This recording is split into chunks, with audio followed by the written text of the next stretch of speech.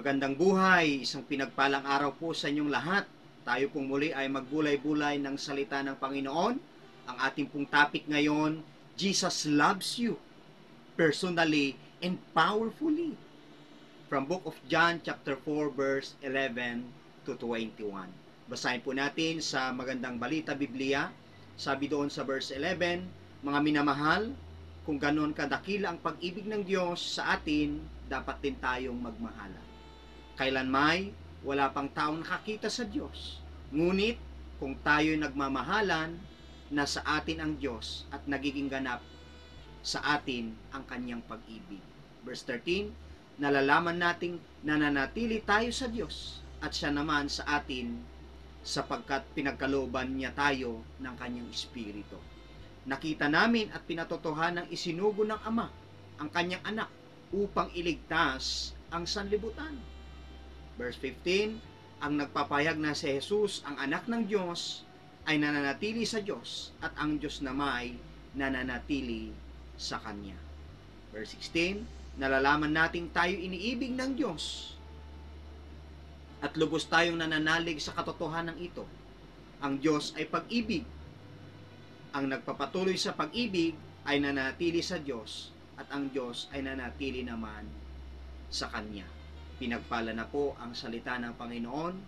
Let us go to the Lord in prayer. Dear Heavenly Father, we thank you so much for this wonderful day, for this blessed day, Panginoon, na kami ay sasamba sa iyo, patuloy na makikinig ng iyong banal na salita, ang iyong kapahayagan, Lord. Mangusap po kayo sa bawat isa.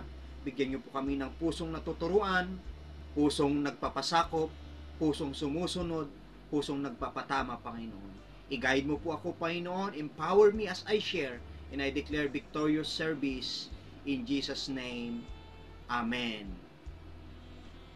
Kapatid, mga minamahal, kahit kailan hindi po natin maikukumpara ang walang hanggang pag-ibig ng Diyos, ang unconditional love ng Diyos, walang humpay na pag-ibig ng Diyos, at wala nang mas hihigit pa sa katotohanan ito.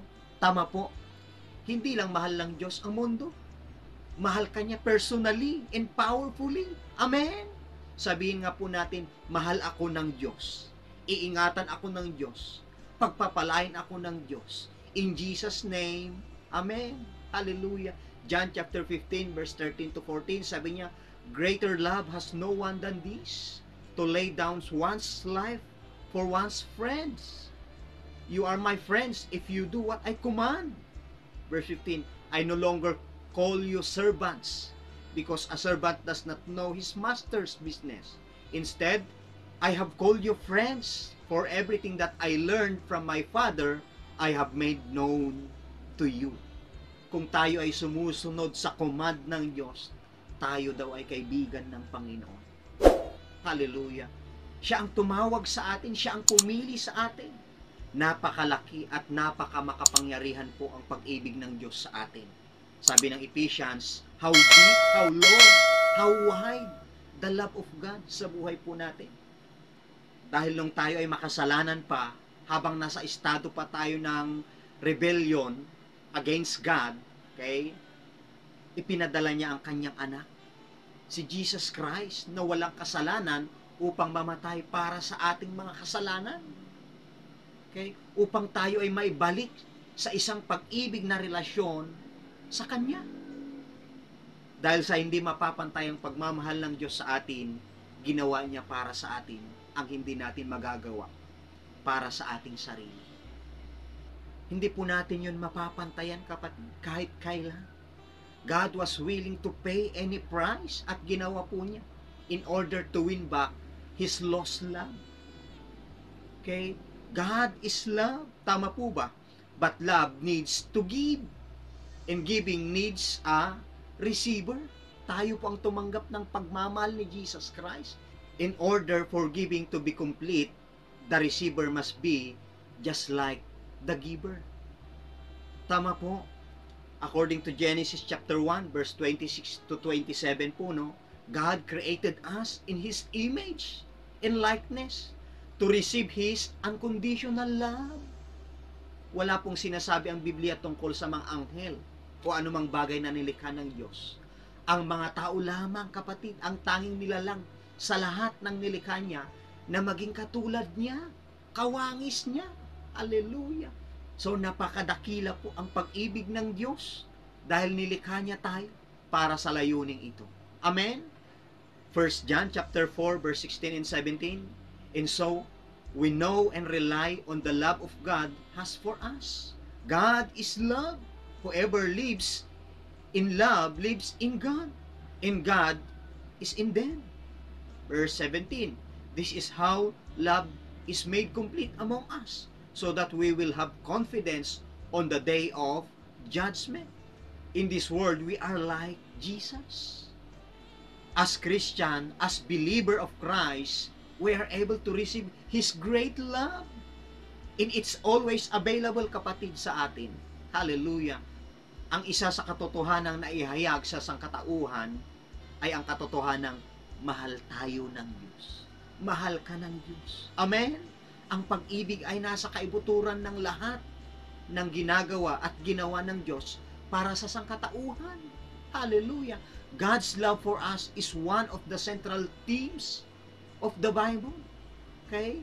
Kahit basahin po natin from cover to cover, from Old Testament to New Testament, nagpapahiwatig at nagpapakita ng pagmamahal ng Diyos para po sa ating lahat. Okay? Walang ibang sagradong teksto sa mundo ang naglalaman ng ganitong mensahe. Okay? Sa paghahayag nito na ang Diyos ay sadyang may kamalayan at walang kondisyon na nagmamahal sa lahat ng tao. Kaya po ang Biblia ay lubos na natatangi sa lahat. Halimbawa na lamang po, sinasabi ng ilang mga talata, Deuteronomy chapter 7 verse 9, Know therefore that the Lord your God is God. He is the faithful God, keeping His covenant of love to 1,000 generations of those who love Him and keep His commands. Hallelujah! Jeremiah chapter 31 verse 3, I have loved you with an everlasting love. I have drawn you with loving kindness. John chapter 3 verse 16, For God so loved the world that He gave His only Son, that whoever believes in Him should not perish, but have eternal life. Marami po tayong matututunan mula sa kasulatan tungkol sa character at quality ng pag-ibig ng Diyos.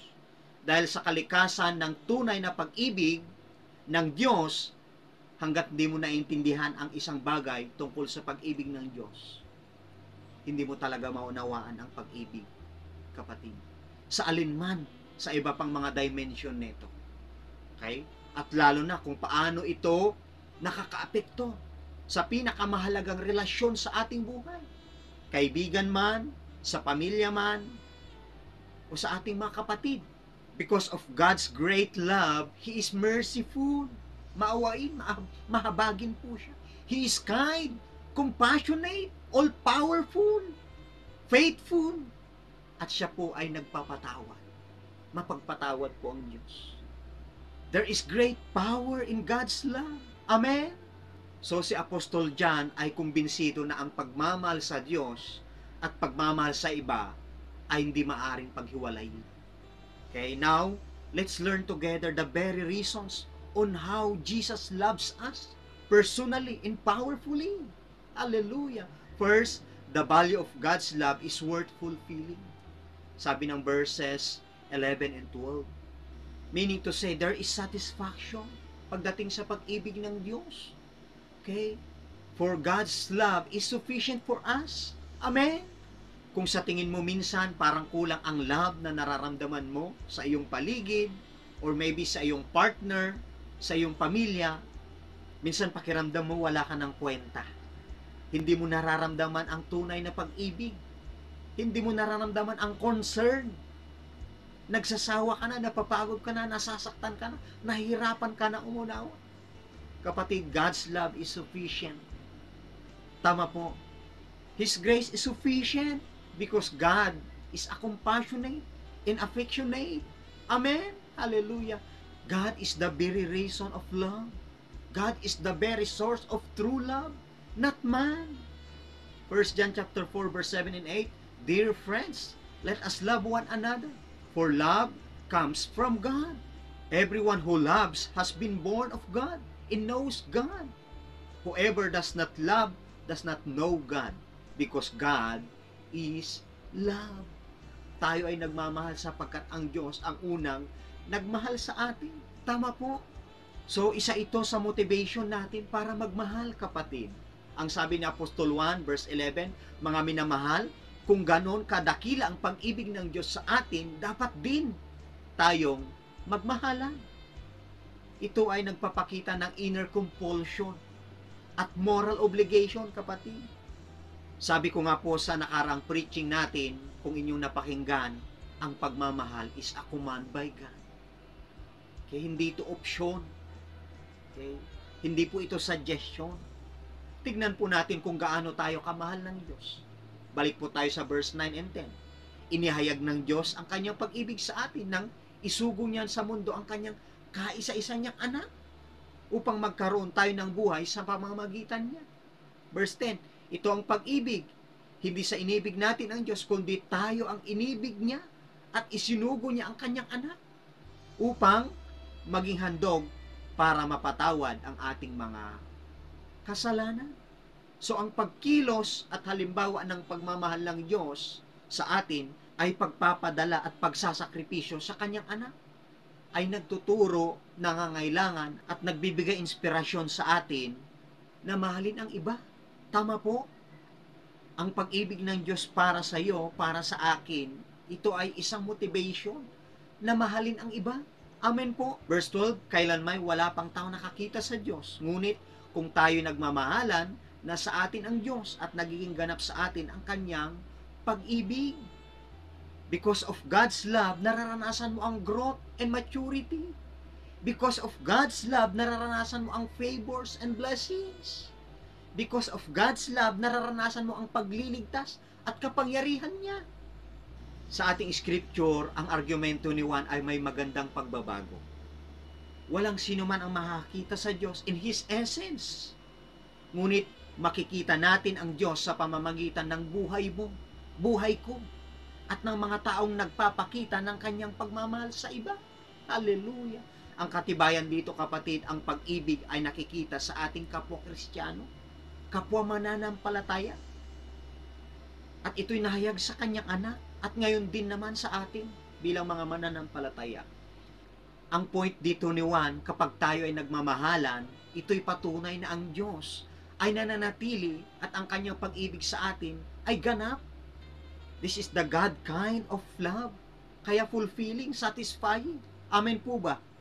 Kahit nasasaktan ka, inaaway ka, sinisiraan ka, chinichismis ka, pinipersecute ka, dinadaya ka, ayaw ka nila. Sabi ng Bible, do good for them. Love your enemies, pray and bless them.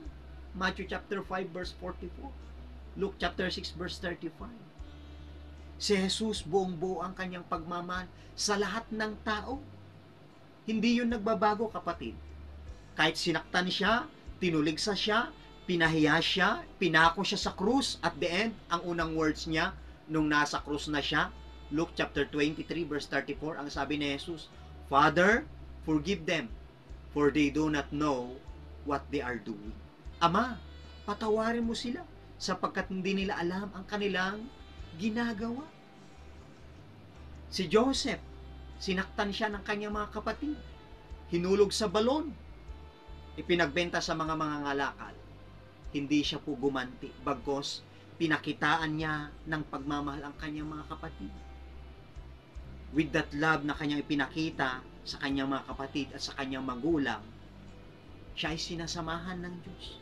Ang patuloy na pabor at pagpapala ay kanyang nararanasan. Siya ay naging isang gobernador sa Egypt sa panahon ng tag-udo, taghirap. Direkta pong sinasabi ni Apostol Juan, kaya kong magmahal ng iba tulad ng pagmamahal sa akin ng Diyos dahil nabubuhay siya sa akin. At sinasabi pa niya, ang pagmamahal ng Diyos ay maabot ang layunin nito na iibigin ko ang iba tulad ng pagmamahal niya sa akin. Amen? The very reasons on how Jesus loves us personally and powerfully. Una, the value of God's love is worth fulfilling. Secondly, the spiritual aspect of God's love is evident. bilang mananampalataya, bilang Kristiyano, bilang mga tao, we are spiritual beings. At iyon ang nagpapaiba sa atin sa ibang nilikha ng Diyos. Tama po. As spiritual beings created in God's image, we are unique. Natatangi tayo. Because of God's love, He created us to be like Him. Tama po ba? Nais ni Apostol Juan na i-clear ang ebidensya na nagpapakita na talagang alam natin at nananatili tayo sa Diyos. May natatanging bahagi po ng Trinitarian. Okay? Take note po, no? Referring sa Espiritu. Sabi doon sa verse 13, nalalaman nating nananatili tayo sa Diyos at siya naman sa atin sapagkat pinagkalooban niya tayo ng kanyang Espiritu. Referring naman po sa anak at ama ay makikita sa verse 14. Nakita namin at pinatotohanan isinugo ng ama ang kanyang anak upang iligtas ang sanlibutan. So ang Espiritu ay regalo o kaloob ng pag-ibig.